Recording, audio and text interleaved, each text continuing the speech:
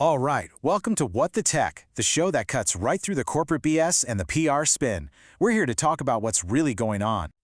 So let me ask you something. What do you think happens when the US government finally beats big tech in court? You'd probably expect some fireworks, right? Stocks tanking, CEOs sweating.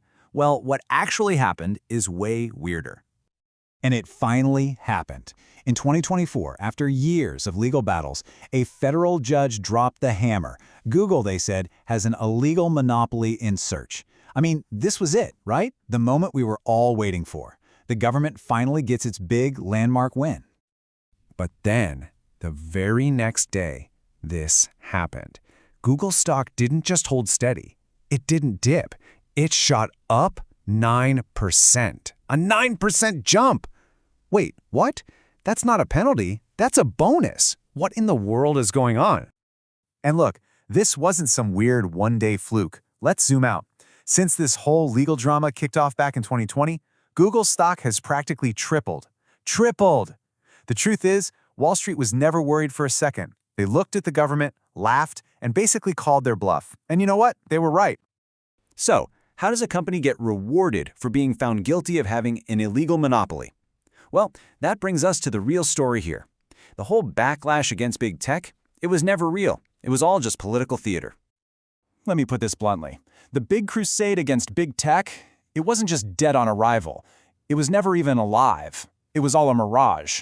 All that tough talk, all those hearings, pure theater.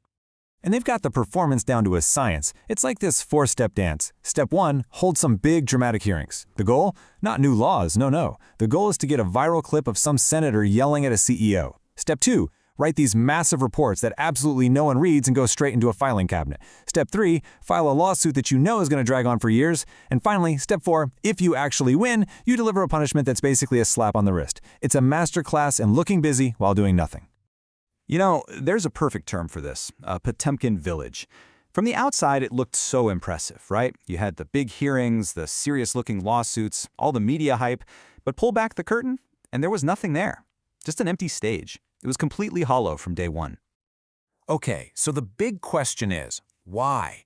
How did this whole thing fall apart so spectacularly? Well, there are really three main reasons the US government basically just surrendered.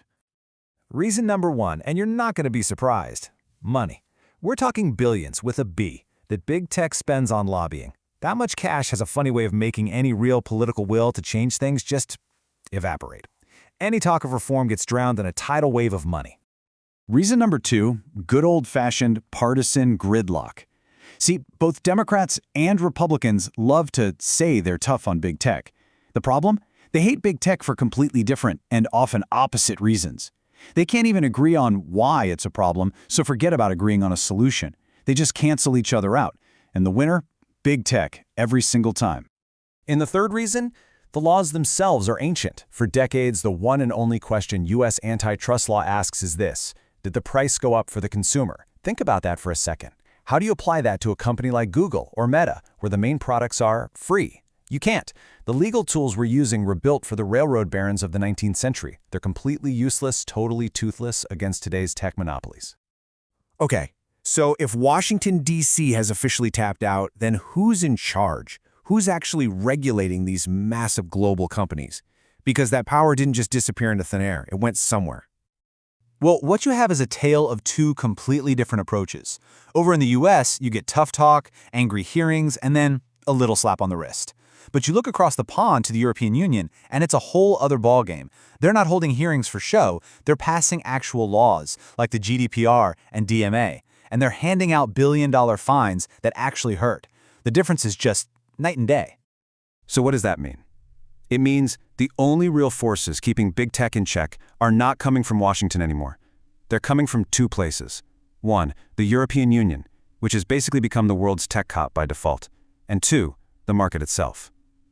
Honestly, a truly disruptive competitor, like OpenAI, is a much bigger threat to Google's power than the entire US Department of Justice at this point.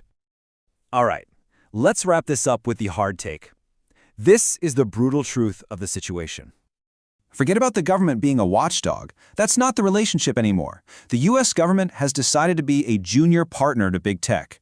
Not a regulator, a partner. Their job now is to look tough while clearing the path for these companies to get even bigger. And that brings us full circle, right back to that bizarre 9% stock jump. We're living in a completely upside-down world, where the government winning an antitrust case is a green light for investors. It's a buy signal. It tells Wall Street, don't worry, the coast is clear. No real consequences are coming. It's not a deterrent, it's a catalyst. So here's the bottom line, the inescapable conclusion. That whole dream of a big bipartisan takedown of Silicon Valley? It was just that, a dream, a fantasy. The reality is much simpler and much more disappointing. It's a bipartisan surrender. The fight's over, and Washington just gave up. And that leaves us with a really unsettling question, doesn't it? If the US government has just abandoned the field, who steps in to fill that power vacuum? Who is going to write the rules for our future? For AI, for your data, for everything. The backlash is over. Big Tech won.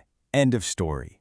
Hey, thanks for watching What the Tech. If you appreciate analysis that actually tells it like it is, do us a favor and hit that like and subscribe button. We'll catch you on the next one.